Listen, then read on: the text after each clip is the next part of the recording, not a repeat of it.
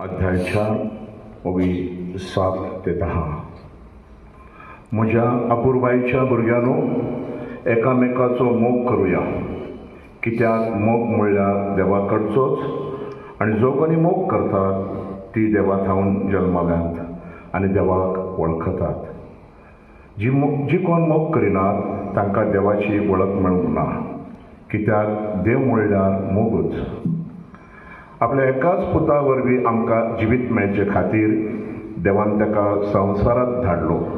हांतू देव आमचो मोग करता म्हूण उगडापे जाले. हांव मोग म्हणटा तो हो, आमी देवाचो मोग केला तो न्हय, पूण ताणें आमचो मोग केला तो. आमची पातकां नाटक करून बली कसो आपल्या पुताक धाडून मोग दाखयलो तो.